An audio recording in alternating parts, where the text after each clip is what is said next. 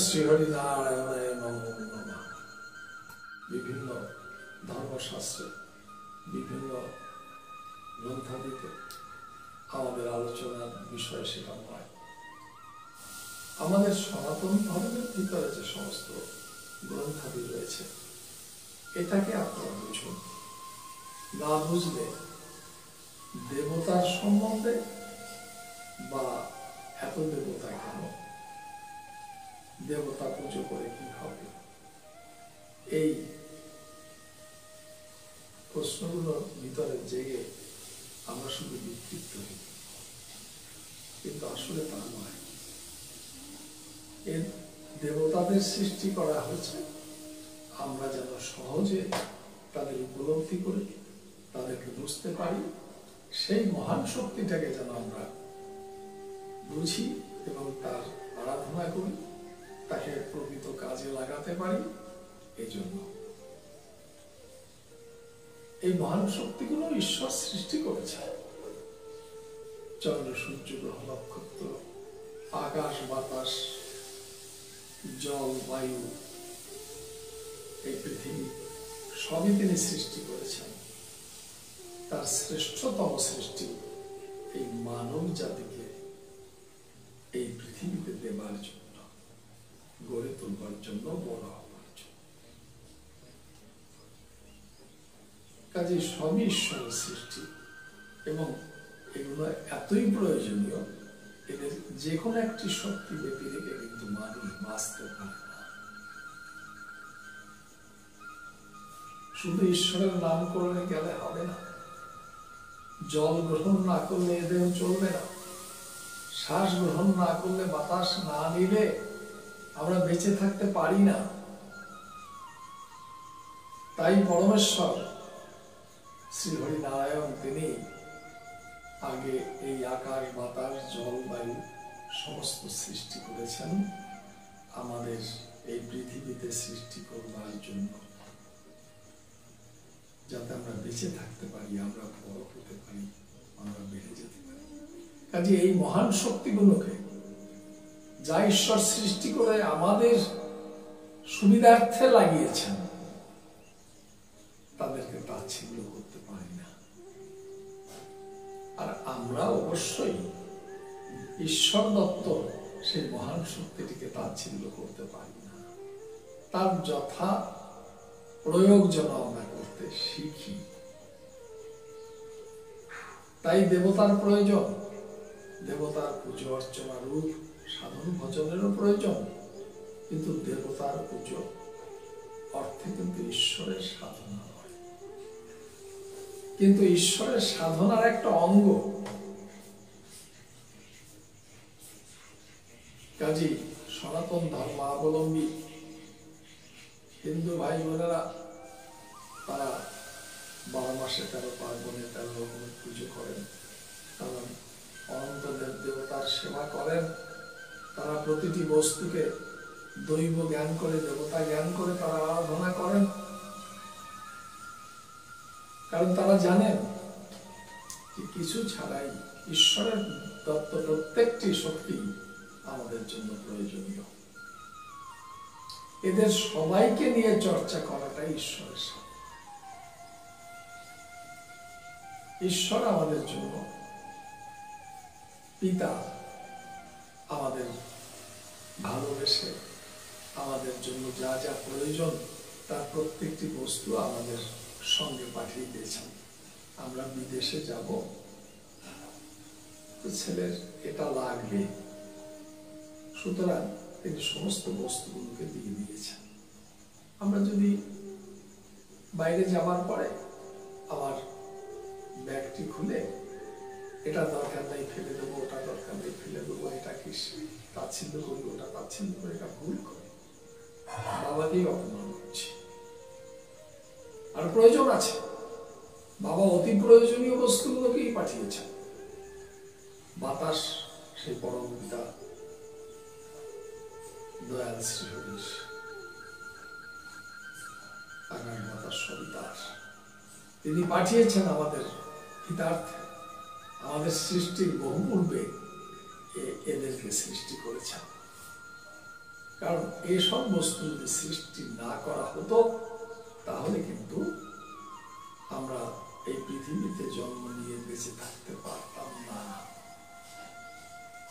একজন সাধারণ পিতামাতাও অনুভব করেন একটি সন্তান জন্ম নিতে চলেছে আমাদের ঘরে, তার জন্য কি কি প্রয়োজন হবে বাবা মাতা সুন্দরভাবে জোগাড় করে রেখে দেন। তারাও পিতার আশীর্বাদ স্বরূপ আমাদের শ্রদ্ধার বস্তু। তার একটা বস্তুকেও তাচ্ছিল্য করা আমাদের উচিত। সেই বস্তুগুলোকে পিতামাতার সঙ্গে তুলনা করা উচিত, আর পিতামাতার স্নেহ রয়েছে বলে তারা অতি পূজ্য। আমরা দেবতাকে বুঝে পারি না, কিন্তু দেবতাদের ছাড়া আমাদের এক বিন্দু সময় চলে না। একটি নিঃশ্বাস না নিলে আমাদের মৃত্যু ঘটে, এক বিন্দু জলহীন আমাদের মৃত্যু ঘটে, খাবার না পেলে মৃত্যু ঘটে।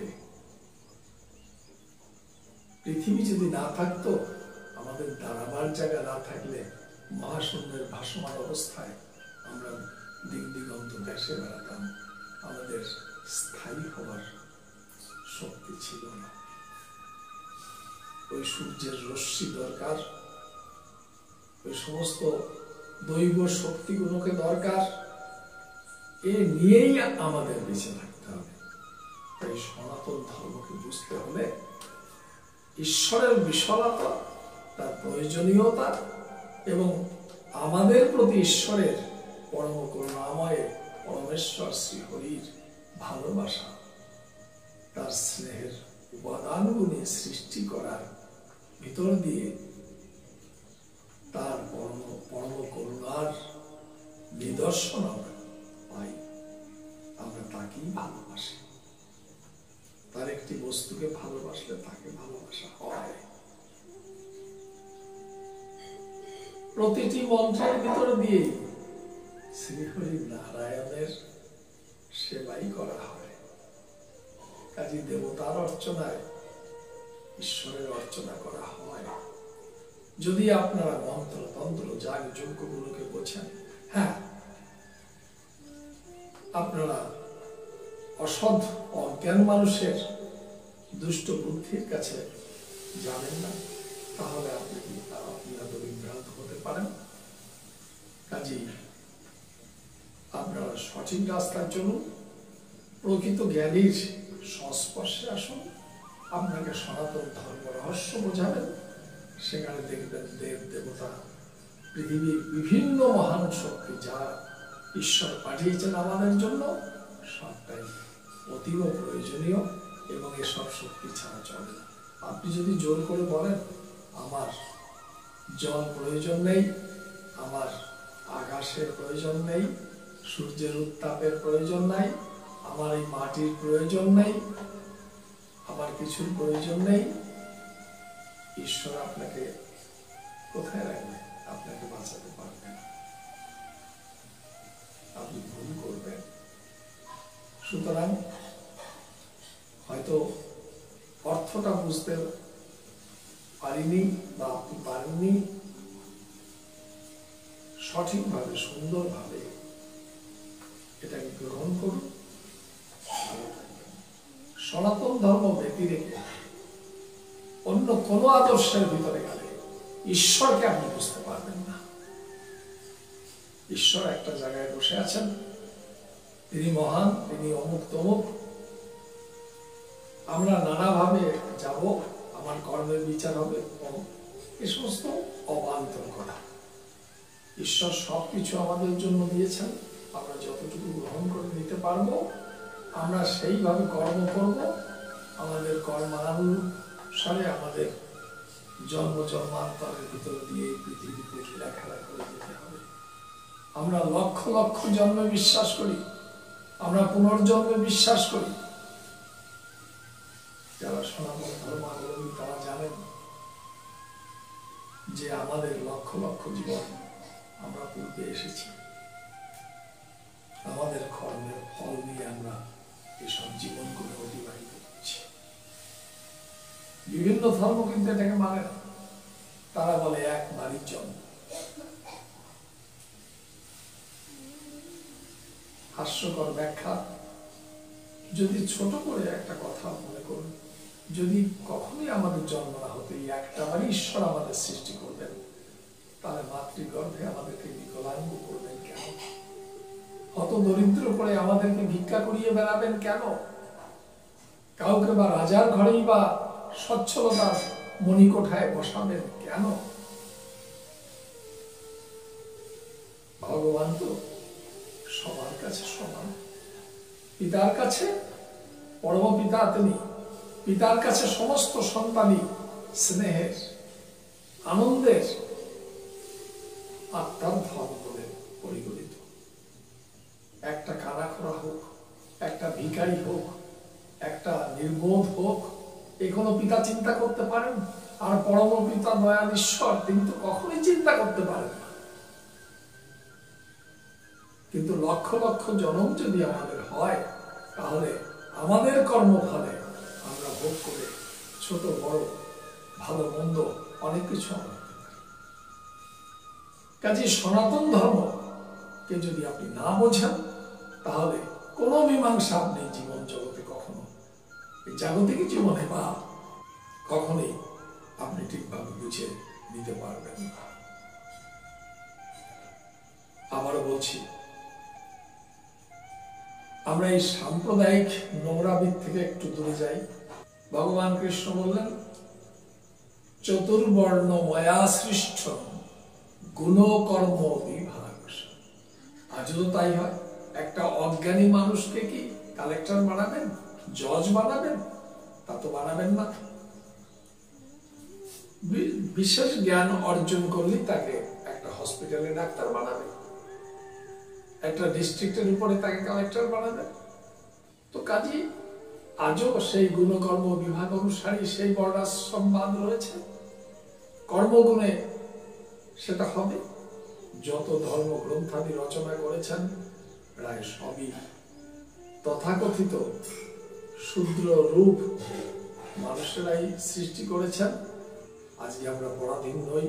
আজকে আমরা সনাতন ধর্মের হাত ধরে সমস্ত কলঙ্ক, সমস্ত কালিমা আমাদের ভিতর থেকে মুছে ফেলে আবার আমরা সুন্দরের পথে, সত্যের পথে, সনাতনের পথে শ্রীহরি নারায়ণ বলে যেন ঝাঁপিয়ে পড়তে পারি, ডুবে যেতে পারি।